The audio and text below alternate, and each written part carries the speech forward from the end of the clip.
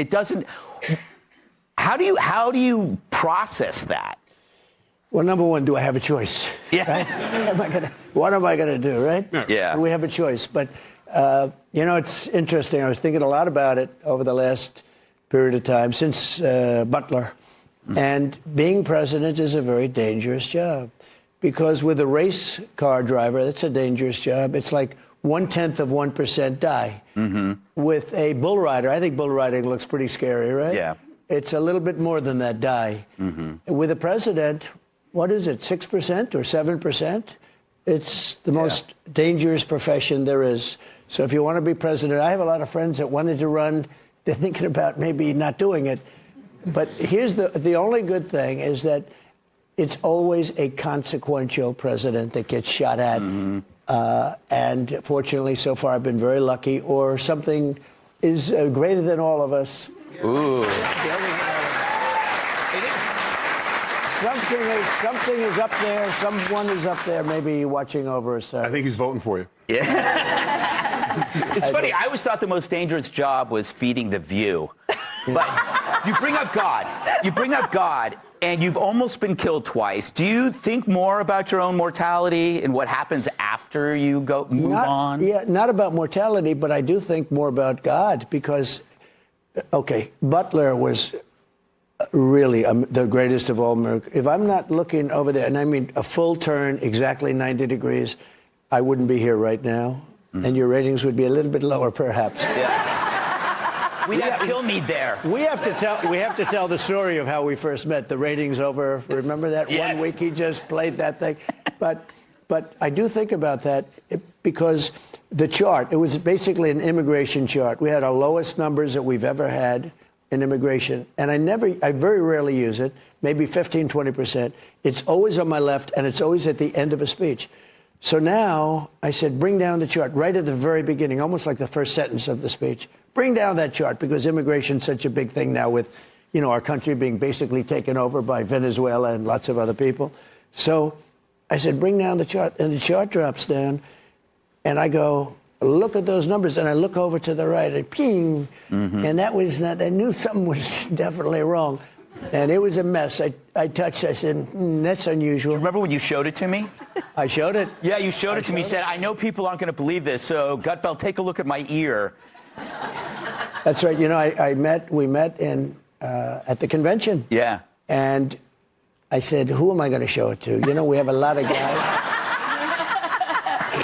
They'll say it didn't exist.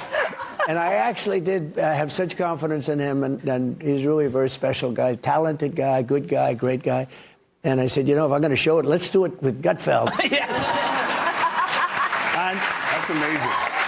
It's amazing. Because it happened right after. Yeah, how did you get him to see the top of your ear? Well,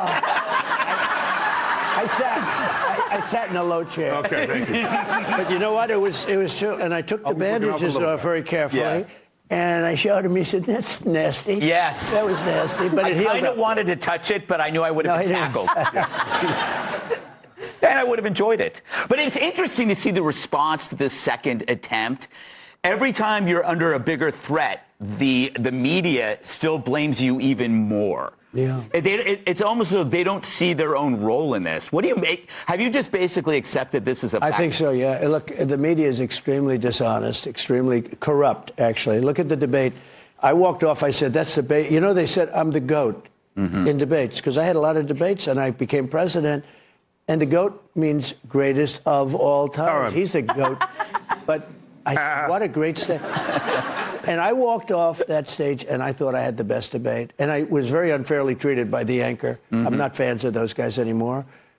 And his hair was better 5 years ago than it is now. Okay? That happens. That happens with the clock. I mean, who among us? That happens with the clock. But, they came at me on everything like crime. Yeah. I said, the crime is rampant. He said, crime is down. I said, crime is down? Who would think it's... Without even knowing... And I was right. The following day, DOJ announced numbers. I don't know who it was in DOJ, but somebody over there likes me. That crime is up 45%, murders up, numbers like you wouldn't even believe. And anybody would know that without even seeing charts. But it turned out to be a false attack. They attacked the word the bloodbath, that was referring to the auto industry. Right. You know all these things. Yeah. Charlottesville was totally debunked by everybody, including Laura. Laura did a whole show on it, how it's so ridiculous. And even Snopes, which is a left-wing That's right. site. They even said. Yeah. But all of them, and they didn't correct her once, and they corrected me everything I said practically, and I think 9 times or 11 times, and the audience was absolutely. They went crazy. And the real, I walked off, I said, that was a great debate. I loved it. You know, you got a lot of people watch. I guess we had 75 million people watching, something like that. And you have to do well. You can't do badly. For instance, Biden didn't do so well in the previous debate because I had the 2 debates. I had one. We actually had 2 debates. You know, I had one against a man, and then they said, he's not doing well, take him out, put in a new one. And if she doesn't do well, I wonder if they're going to take her out. Just keep putting her. Let's see if we can get it right eventually. No, but a thing like that's never happened before. It's never, you know, it's like a fighter. He knows more about fighting, but I love the fighting. We love Dana White, all those guys. And Dana is great. Well, your right? history in boxing is second to none. I've more Mike Tyson fights than anybody. Yep. Mike is great, and they're all great. And they're, you know, amazing people, really. It's a very hard thing to be a fighter. Number one, you have to be able to take hundreds of shots to the face within a couple of rounds and enjoy going out for the 5th round. Yes. You know, there aren't a lot of guys. A lot of great athletes have tried to be fighters. It doesn't work out so well. Very rarely does it work out. But this was something that was a very special moment. I thought this was a tremendous debate. And when you look at it, you know, it's interesting. Now that they're reviewing it, it was all word salad from her. The first question, I said, what kind of an answer is that? But the fake news said, oh, she did well. No matter what you do, if I were Winston Churchill, he was a great debater, by the way, and an elegant debater, if I were Winston Churchill, they would say, well, he was okay, but he wasn't special tonight. That was the kind of stuff. You were exactly the same as the previous debate. That's what, if you look at it, there was. I think so. Yeah, there was no difference. I actually wanted that attitude. You know, I've had different attitudes, right? Yeah. And you never know about debate. It's a little like Mike Tyson said. He said everybody has a plan until they get punched in the face. And there's a lot of truth to that, right? No, yeah. I mean, you walked in, you caught 3 before you even said hello to you. Well, I mean, I had people telling me that I'm wrong about things where I'm totally right. I was right about just about all of that stuff, that they were correcting me. And I think my only regret is that I wanted to be elegant and I didn't want to go after the anchors. I wish I did, in a way. Well, that's our job. We took care of them. We got All right, we got to take a quick break, and then we're going to come back with more from the future president, Donald Trump. It's coming your way. Hey, hey, it's video of the day.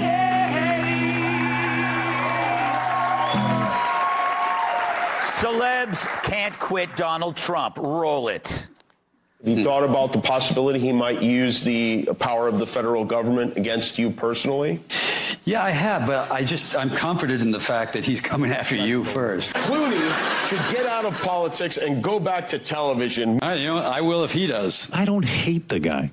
I hate the people who vote for him. I think they're stupid. I don't think I do. I'll be honest with you. I have no respect for you. You could be president. Do you ever think about anything like that? No. Really, never? No. Why? I wouldn't make a good president. You don't think you'd be good? I wouldn't really pass any of the things that you have to pass to, but I guess Trump did it. Yeah, no. you would be a Boy Scout like a man. Well, that didn't age well for either of them. Whoops. So, Mr. Trump, the thing that I think my theory is that famous people don't like it when their fame is put in proper perspective, when it's dwarfed by somebody with more fame. So they prefer to be on the hierarchy of fame. They want to be on top.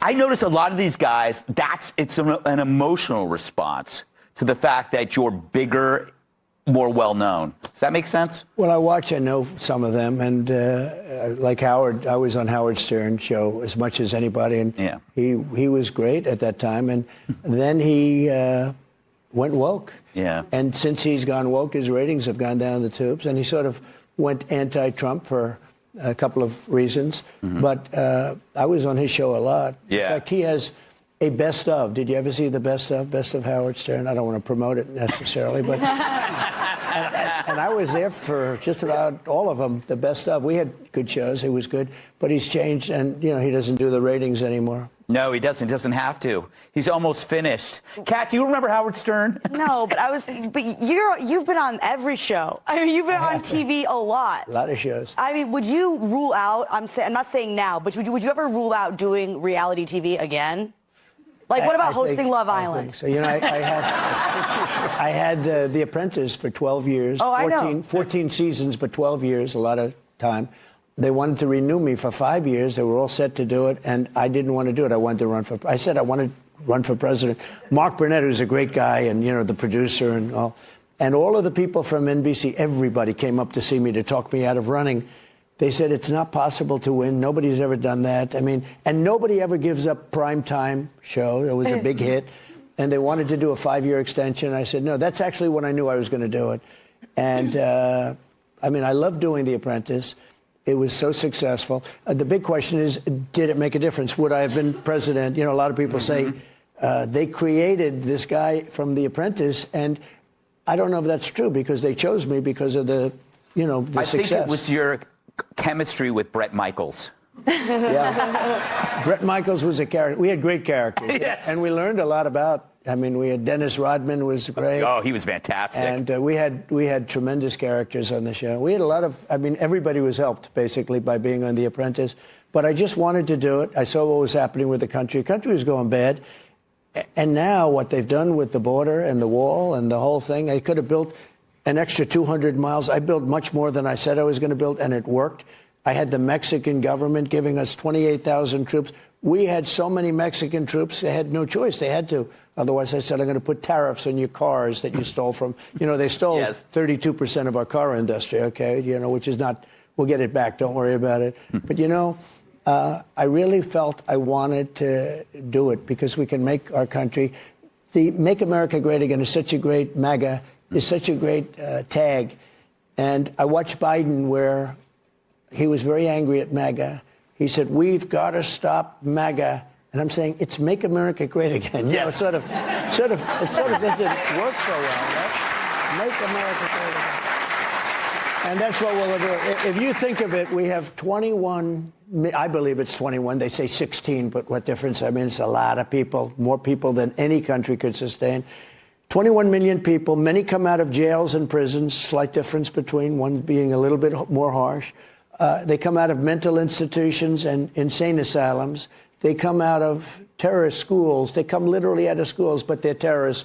We have people coming from gangs, the worst gangs in the world, MS-13, considered the meanest gang. They cut people up. They don't want to use guns. They attacked 2 young 16-year-old beautiful girls walking to school. They cut them up with a knife. They didn't want to shoot them because it wasn't painful. They both died. And these people are coming out into our country. And now you look at what's happening in, like, Aurora in Colorado. Venezuelan gangs are taking over the real estate. They're becoming real estate developers. And they have... Do they get little cards? They have whatever they want. Like a little real estate card? Yeah. Mr. President. They have their little card is a bullet. Yes. Mr. President, can I ask you a question? With talking about the border, not just all the young military-age men that are coming across this country, the fentanyl that's coming across this country. It's terrible.